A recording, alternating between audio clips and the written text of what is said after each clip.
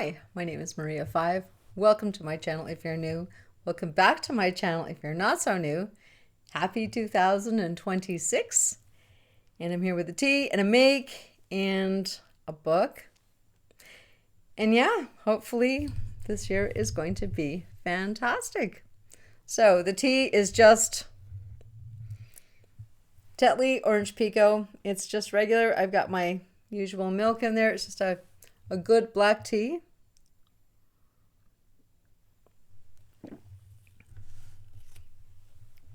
And for the make, I have a wall hanging.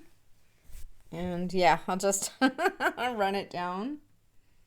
And you can see it. And it literally just hangs. It's a nice Christmassy one. I got the design from Pinterest and started cutting out squares and practicing my half square triangles, which was kind of the whole purpose.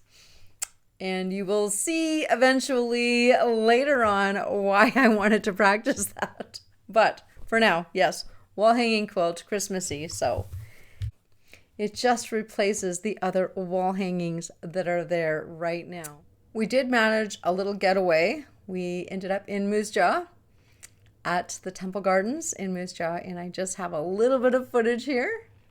And here we are entering into our suite. We have a couch, 2 desks, a television, and then walking into the second room, we have a jet tub, which we did take advantage of later, and then a bathroom that is actually bigger than our own at home, a king-size bed, and a fireplace. How sweet is that? Which we did eventually learn how to turn on. And you'll notice the flames are going down. Mesmerizing. I have the new couple in 5B. Lisa Unger, 2024. And you will notice this is not a library book. It was given to me by my neighbor, Sandy. And I think back in May, and I'm thinking, oh, great, like I need another book to read. But I'm so glad she did. It was so good. Brilliant book. But with 23 books under Lisa Unger's belt, she definitely knows what she's doing. She can definitely capture an audience. So this one was definitely a page turner. It met expectations and then superseded them. It has elements of Stephen King, that macabre feeling, a little bit of that, if there was music playing, there would be a lot of that haunting music in the background. Definitely there was some Rosemary's Baby. Yeah, we also have ideas of 1984 by George Orwell, that constant big brother watching you. Also Mr. Magic by Kirsten White, which I will link below. I did that vlog a year and a half ago, something like that.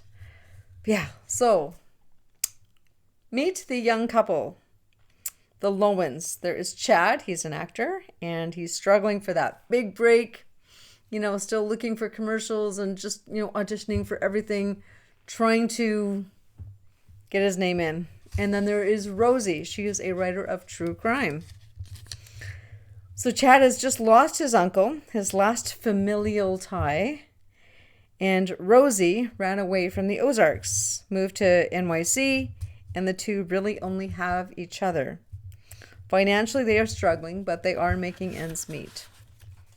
So Ivan, his uncle, Chad's uncle, has left them the apartment in the Windermere. Suddenly, there's an irate cousin, Ivan's estranged daughter, who is really upset and throwing a lot of legal threats about the apartment. She's going to sue because that apartment was going to be left to her. So, and Ivan was not a very good dad.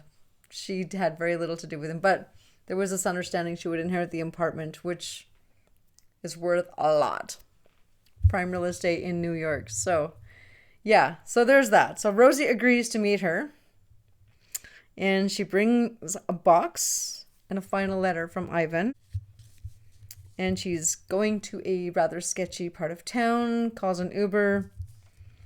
And luckily her agent, Max, is along for the ride. So he's coming along. And suddenly the box isn't there. It's not in the back of the cab. And she swore she saw the bellhop put the box in the car. It's not there. So, all of a sudden that little bit of gaslighting. Is she losing her mind? What's going on? Yeah, it gets a little crazy. Then they find Lana, Ivan's daughter, the estranged daughter, and she's dead. So Rosie, of course, is freaking out. Max is freaking out. And why did she kill herself? And she's this amazing photographer, lots of creativity. And it's just, yeah, crazy. So was she supposed to find the body first? Was this a message? She cannot figure this out. So the story escalates with Rosie slowly losing control of everything. Her mind, her everything. It's, yeah. So the fancy apartment on Park Avenue is full of secrets and ghosts and a creepy doorman, Abby, and the eclectic collection of artists, writers, and mediums that are the Windermere residents. There's also, so that's the one main story, but then there's also the sub-story of Willa and Paul Winter, circa early 1960s. And they are previous residents of 5B, the apartment that the Lowens have moved into, and the original ones to purchase before Ivan.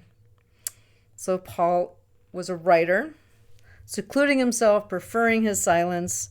Willa tries really hard to be the good wife, but she's a dancer. She loves the stage and adoration. She loves going out, and she ends up having an affair that everyone seems to know about, except Paul.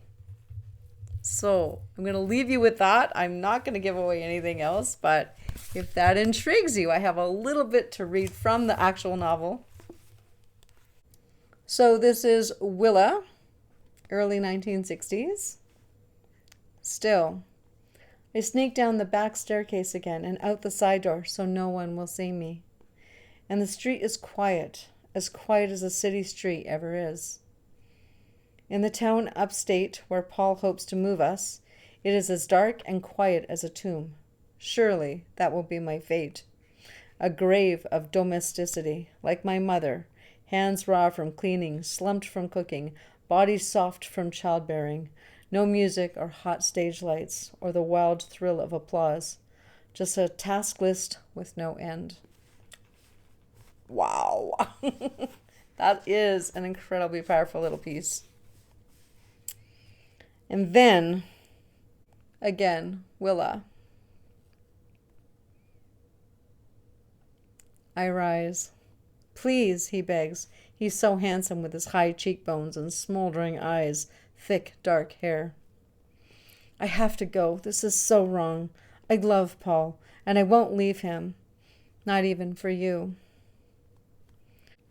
Willa, he calls as I rush away. His voice is too loud, and people stare. I run from the bar, back up the avenue home, thinking about men and how they always want you to be what they want. When, I wonder, do you get to choose who you are? So, a little bit of a powerful message in this book, for sure. A little bit of a glimpse, I think, into that early 60s women's mentality and, dare I say, the drudgery, the domesticity. Yeah, so it's a brilliant read. And if I've at all intrigued you, please pick it up, give it a read. Let me know in the comments below what you thought. Thank you so much for watching.